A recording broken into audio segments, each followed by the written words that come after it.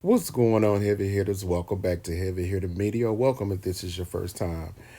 Baby, get on in here so we can have this heavy conversation because this situation with Escape, LaToscha, Tamika, these interviews, these rounds of promotions that they are doing, this is not getting any better. This is going to get really ugly. Recently, both groups, and I say groups because they've done individual interviews, have been to V103 and have had some rather interesting things to say. What we're about to do is take a listen to LaToscha saying that she made Escape. But what you're going to also hear is her being asked a question that she avoids. So be sure to like and subscribe and comment. Thank y'all so much for helping me get up to 493. Keep pushing, keep subscribing, y'all. Subscribe, like, and comment. Candy was on Watch What Happens Live, and she kind of ran down receipts of how many songs she sang lead on. Okay. And she was defending something that you said. You said back in the day in '98, I wanted to do a solo project. I think everybody was happy for me except for Candy.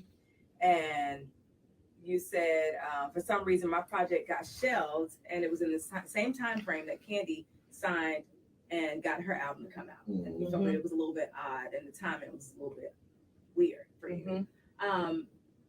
What is the beef there? Like, wait. Candy said you needed to take it up with JD. Have you ever taken it up with JD? Oh Lord, here we go. No, I have not taken it up with JD. I have not. I am so glad they asked that question because your record deal was under So Def, which would have been Jermaine Dupri.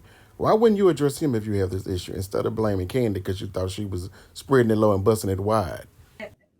And do you really feel like Candy has that kind of power to shelve your album? I just said it was very odd that in the beginning, I've always said I wanted to do something. She came and was like, oh no, you shouldn't be able to do that. Like, you're going to leave, you're never going to come back. And I said, that is not true. I definitely want to do something. I've always wanted to sing. And she was like, you're not coming back, you're not coming back. Then she gets the record deal. She never wanted the record deal. I wanted it. I said what it was. She was upset. She goes to get one. I had mine with So Def, and all of a sudden her album comes out, mine is shelved. At the time, she and Jermaine had a very great relationship because they were partners. And so you would feel jaded. What kind of partners? Like business partners? No, they was getting it in. They were a couple. They were an item. They were. Oh, okay. Yeah. I never knew that. Okay. Yeah. No, it was what it was. And so I felt like, what is happening here?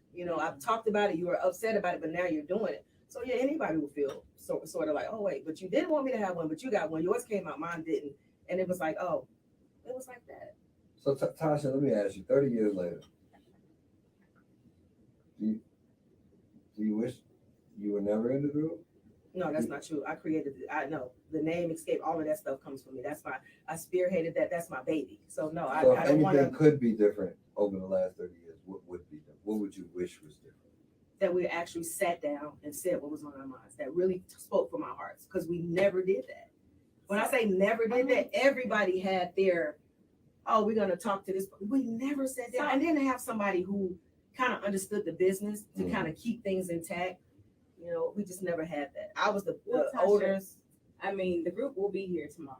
Yeah, for so sure. If you could sit down and talk to them and say anything to them, what would you even say? Now, here we go. Let's talk about this in the comments below because she never answers the question.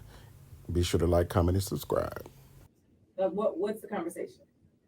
When we talk about our legacy, and when we think about the fans, let's really keep that in mind and not get so caught up in self. I mean, I'm talking about me included. It's like when you think about how many people have talked about how we've gotten them through with the music, how a lot of people who've come to me and say, I was going to take my life. So this is deeper than just us having this on the surface, and we just got to get past it. At the end of the day, I think that we will. I really do. I pray that you guys do. I've been praying about that every night, actually, to see how this is going to pan out. But this show, sometimes when people are put in front of the camera and they say things, and they spew out lies, who cares about the truth when a lie is so entertaining? It's just so entertaining. Well, good people, until the next time, y'all be easy. Be sure to subscribe.